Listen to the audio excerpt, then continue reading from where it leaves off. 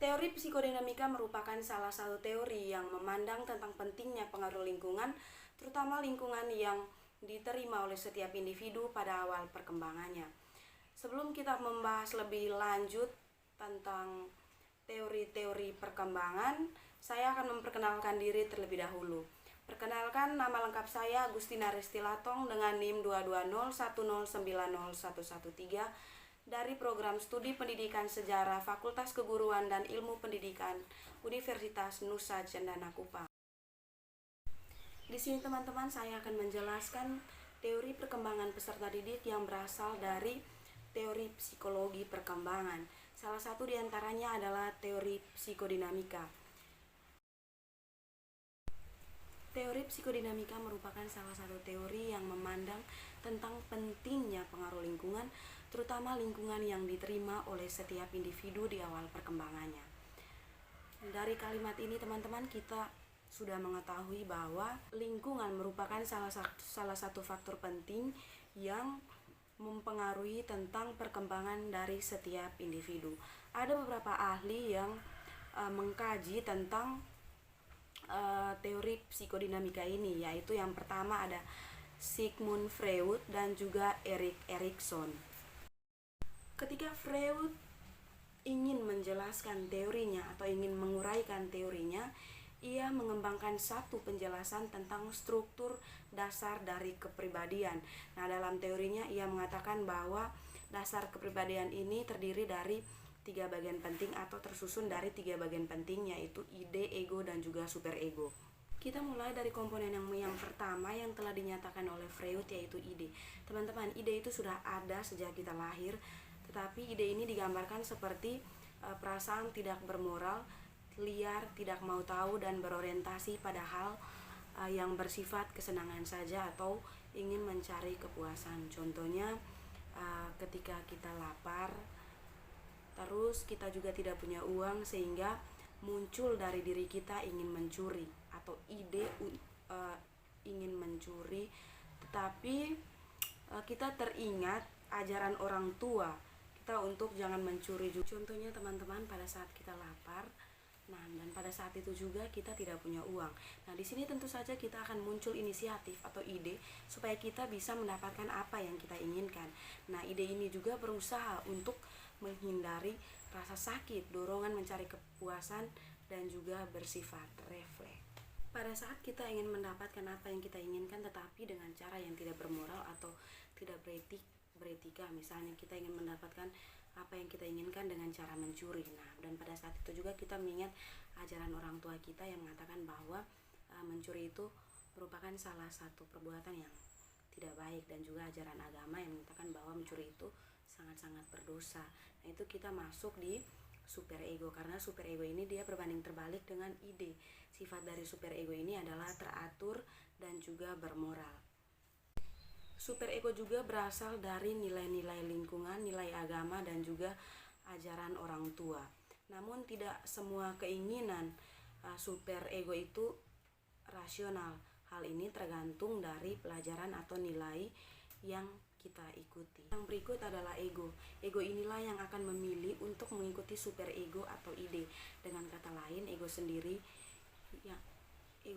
artinya diri, dan dirilah yang akan menentukan untuk mengikuti ide atau superego. Nah, seperti contoh yang sudah saya jelaskan tadi, bahwa ketika kita ingin mendapatkan sesuatu dengan cara tidak bermoral atau tidak beretika, misalnya dengan cara mencuri, kita bisa mendapatkan sesuatu yang kita inginkan, dan tiba-tiba kita mengingat ajaran orang tua maupun ajaran agama yang mengatakan bahwa mencuri itu sebenarnya perbuatan yang tidak baik dan juga berdosa.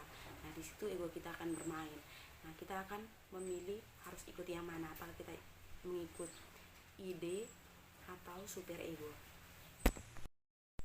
Nah, di sini teman-teman, ide dan juga superego itu saling bertentangan sehingga menyebabkan kesalahan, kegelisahan. Nah, di sini ego berusaha untuk memperkecil konflik dengan menjaga keseimbangan dari dorongan intrinsik dan larangan-larangan masyarakat. Dan menurut Freud ada salah satu cara yang untuk mengurangi atau menghilangkan kegelisahan dan konflik adalah dengan menggunakan mekanisme pertahanan. merupakan alat yang dapat mengubah realitas yang ada dengan tujuan untuk memperkecil sakit jiwa. Mekanisme pertahanan digunakan secara tidak sadar dan menjadi patologis atau penyakit jika digunakan secara berlebihan. Berikut ada beberapa mekanisme pertahanan diri yang dinyatakan oleh Freud, yaitu yang pertama itu ada repression atau penekanan. Nah, berkenaan dengan dorongan hati yang tidak pantas dan mendesaknya ke dalam pikiran tidak sadar. Nah, ketika kita memiliki dorongan hati dengan pikiran yang tidak pantas atau tidak sesuai dan kemudian kita paksakan untuk masuk dalam pikiran kita yang tidak sadar, maka itu akan menyebabkan konflik dan juga akan berpengaruh pada sikap dan juga perilaku kita. Berikut adalah regression atau kemunduran. Itu artinya kembali ke bentuk-bentuk awal atau kembali pada kemampuan perkembangan sebelumnya. Misalnya anak yang sudah bersekolah di sekolah dasar itu kembali ngompol atau mengisap ibu jari. Nah, kemudian yang kedua itu, yang ketiga ada sublimation. Itu menggantikan perilaku yang tidak disukai atau yang tidak layak dengan perilaku yang diterima secara rasional. Misalnya ketika marah terhadap temannya, ia ingin sekali memukul temannya itu, tetapi ia ingin melampiaskan rasa marahnya itu dengan melakukan kegiatan olahraga supaya ia menghilangkan rasa marahnya terhadap temannya itu. Yang berikut adalah displacement atau penggantian. Artinya seorang mengubah emosi yang kuat dari sumber frustasi dan melepaskannya kepada objek atau orang lain. Misalnya seorang anak yang marah kepada temannya, kemudian ia melampiaskan kemarahannya itu kepada hewan peliharaannya. Kemudian ada reaction formation, itu pembentukan reaksi. Artinya bertindak yang sepenuhnya berlawanan dengan perasaannya untuk menyembunyikan perasaan-perasaan atau kecenderungan yang tidak diterima. Sebagai contoh misalnya saya mencintai seorang laki-laki, tetapi saya tidak memperlihatkan bahwa saya mencintai laki-laki tersebut, tetapi justru sebaliknya saya akan memperlihatkan kalau saya itu sangat membenci laki-laki tersebut. Nah, itu yang dinamakan dengan reaksi formation atau pembentukan reaksi. Nah, di sini teman-teman, selain mekanisme pertahanan diri, Freud juga menekankan bahwa masa kanak-kanak itu sangat penting. Ia berpikir bahwa kepribadian orang dewasa ditentukan oleh cara-cara mengatasi konflik antara sumber-sumber kenikmatan oral, anal, dan kemudian alat kelamin, serta tuntutan-tuntutan realitas. Nah, bila konflik ini tidak diatasi, individu dapat mengalami perasaan yang mendalam pada tahap perkembangan psikoseksual tertentu. Adapun beberapa tahapan perkembangan psikoseksual yang dinyatakan oleh Freud ini pada awal masa kekanak-kanakan. Yang pertama, masa oral. Nah, masa ini adalah tahap pertama yang berlangsung selama 18 bulan pertama. Jadi kenikmatan bayi berpusat di sekitar mulut. Nah, mengunyah, mengisap, dan menggigit adalah sumber utama kenikmatan. Nah, tindakan-tindakan ini mengurangi tekanan atau ketegangan pada bayi. Nah, kemudian ada tahap anal. Ialah tahap yang berlangsung antara usia 1 sampai 3 tahun. Kenikmatan terbesar pada anak meliputi lubang arus atau fungsi pengeluaran atau pembersihan yang diasosiasikan dengannya. Dalam pandangan Freud, latihan otot-otot lubang dubur mengurangi tekanan atau ketegangan. Nah, yang ketiga adalah tahap palik. Nah, itu berfokus pada kenikmatan alat kelamin laki-laki. Nah, tahap palik ini berlangsung antara usia 3 sampai 6 tahun. Setelah kita mempelajari tentang teori psikodinamika, sekarang kita masuk ke teori yang kedua, yaitu teori Erik Erikson. Erik Erikson merupakan penganut teori psikodinamika atau psikoanalisis dari Freud. Erikson menerima dasar-dasar orientasi umum dari Freud, namun menambahkan dasar dari orientasi teorinya mengenai tahapan psikososial, menekankan pada identitas dan perluasan metodologi. Yang pertama ada tahapan perkembangan psikososial. Erikson memperluas teori dari Freud dengan mencoba meletakkan hubungan antara gejala psikis dan sisi edukatif, serta gejala masyarakat budaya di pihak lain. Kemudian ada 8 tahapan perkembangan psikoseksual sepanjang siklus kehidupan manusia yang dijelaskan secara rinci. Nah, yang pertama ada kepercayaan dan juga ketidakpercayaan atau basic trust, mistrust. Ada di sini tentang periode perkembangan yaitu 0 sampai 1 tahun. Yang kedua, karakteristik. Suatu rasa percaya menuntut perasaan nyaman secara fisik dan sejumlah kecil ketakutan serta kekhawatiran akan masa depan. Oleh karena itu, kepercayaan pada masa bayi menentukan tahapan bagi harapan seumur hidup bahwa dunia akan menjadi tempat tinggal yang baik dan menyenangkan.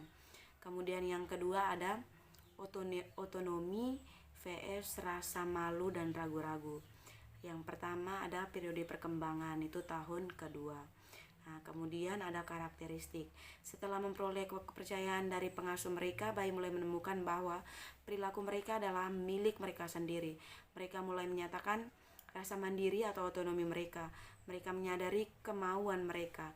Bila bayi terlalu banyak dibatasi atau dihukum terlalu keras, mereka cenderung mengembangkan rasa malu dan juga ragu-ragu. Jadi sebaiknya bayi itu tidak boleh dikekang supaya mereka itu tidak mengembangkan rasa malu atau ragu-ragu. Kemudian yang ketiga ada inisiatif versus rasa bersalah. Yang pertama, periode perkembangan itu dimulai sekitar tahun 3 sampai 5. Kemudian yang kedua, karakteristik. Ketika anak-anak prasekolah menghadapi suatu dunia sosial yang lebih jelas atau lebih luas, mereka lebih tertantang daripada ketika mereka masih bayi. Perilaku aktif dan bertujuan dituntut untuk menghadapi tantangan-tantangan ini. Anak-anak diharapkan menerima tanggung jawab atas tubuh mereka, perilaku mereka, mainan mereka, dan hewan peliharaan mereka. Pengembangan rasa tanggung jawab meningkatkan prakarsa, namun perasaan bersalah yang tidak menyenangkan dapat muncul bila anak tidak diberi kepercayaan dan dibuat merasa sangat cemas. Erikson memiliki pandangan yang positif terhadap tahap ini. Ia yakin bahwa kebanyakan rasa bersalah dengan cepat digantikan oleh rasa berhasil. Kemudian yang berikut ada tekun vs rasa rendah diri. Yang pertama, periode perkembangan itu mulai sekitar 6 tahun sampai dengan masa pubertas. Yang berikut karakteristik. Prakarsa anak-anak membawa mereka terlibat dalam kontak dengan pengalaman-pengalaman baru yang kaya ketika mereka beralih ke masa pertengahan dan akhir kanak-kanak. Mereka mengarahkan energi mereka menuju penguasaan pengetahuan dan keterampilan intelektual. Tidak ada saat lain yang lebih bersemangat atau antusiasis untuk belajar daripada berakhir periode pengembangan imajinasi pada awal kanak-kanak. Bahaya pada tahun-tahun sekolah dasar ialah perkembangan rasa rendah diri, perasaan tidak berkompeten, dan tidak produktif. Erikson yakin bahwa guru memiliki tanggung jawab khusus bagi perkembangan ketekunan anak. Guru seharusnya secara lembut tetapi tegas memaksa anak dalam perkenalan untuk menemukan bahwa seorang dapat belajar mencapai sesuatu yang tidak pernah ia pikirkan sendiri. Yang berikut ada identitas dan kebingungan identitas. Yang pertama, periode perkembangan itu dimulai remaja 10 sampai 20 tahun. Karakteristik, pada masa ini individu dihadapkan dengan penemuan siapa mereka, bagaimana mereka nantinya, dan kemana mereka menuju dalam kehidupannya. Anak remaja dihadapkan dengan banyak peran baru dengan status orang dewasa. Misalnya, orang tua harus mengizinkan anak remaja menjelajahi banyak peran dan jalan yang berbeda dalam suatu peran khusus. Jika anak remaja menjajaki peran-peran semacam itu dengan cara yang sehat dan tiba pada suatu jalan yang positif untuk diikuti dalam kehidupan, maka identitas yang positif akan dicapai. Jika suatu identitas pada masa remaja ditolakkan oleh orang tua, kalau anak remaja tidak secara memadai menjajaki bagi banyak peran. Dan jika jalan masa depan yang positif tidak dijelaskan, maka kebingungan identitasnya akan meningkat. Yang berikut keakraban dan keterkucilan. Periode perkembangan sekitar 20 sampai 30 tahun. Karakteristiknya, pada masa ini individu menghadapi tugas perkembangan pembentukan relasi intim dengan orang lain. Kemudian yang kedua, keutuhan dan keputusasaan. Periode perkembangannya biasa dimulai sekitar di atas usia 60 tahun. Karakteristiknya, pada tahun-tahun terakhir kehidupan kita menoleh ke belakang dan mengevaluasi apa yang telah kita lakukan dengan kehidupan kita.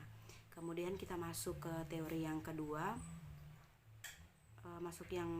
Tentang penekanan pada identitas. Erikson selalu menekankan bahwa individu selalu mencari identitas pada tiap tahap perkembangan. Kemudian yang ketiga, memperluas metode psikoanalisis. Menurut Erikson, dalam mempelajari individu saja ada 3 metode baru yang dapat digunakan dalam mempelajari perkembangannya, yaitu observasi langsung, perbandingan cross-kultural, dan sejarah psikologis. Kemudian yang berikut tentang peran terhadap perkembangan. Teori psikoanalitis Freud menekankan pentingnya pengalaman pada masa kanak-kanak awal dan motivasi di bawah sadar dalam mempengaruhi perilaku dalam perkembangan individu. Selain itu, Erikson juga membagi perkembangan manusia menjadi 8 tahapan dan mengatakan bahwa individu memiliki tugas perkembangan psikososial yang perlu dikuasai selama tiap tahap hidupnya sepanjang rentang kehidupannya. Kemudian kita masuk ke teori yang kedua, yaitu tentang teori behaviorisme dan belajar sosial. Nah, kita masuk yang pertama, ada behaviorisme. Dalam kajian ini, ahli yang diajukan mewakili kaum behavioris adalah Burrhus Frederick Skinner. Para ahli atau behavioris yakin bahwa selalu yang dapat diuji hanya yang dapat diamati dalam dan juga diukur. Nah, teori ini menekankan studi ilmiah tentang tanggapan perilaku yang dapat diamati dan determinan lingkungannya. Kemudian yang kedua, teori belajar sosial. Tokoh dari teori ini adalah Albert Bandura. Teori ini menekankan perilaku, lingkungan, dan faktor kognisi sebagai faktor kunci dalam perkembangan individu. Kemudian yang ketiga, peran terhadap perkembangan. Behaviorisme menekankan peran dari pengaruh lingkungan dalam memberikan contoh perilaku. Perilaku menjadi jumlah total dari respon yang dipelajari atau yang terkondisi pada stimulus. Suatu pandangan yang agak mekanik. Kemudian yang ketiga ada teori humanistik. Adalah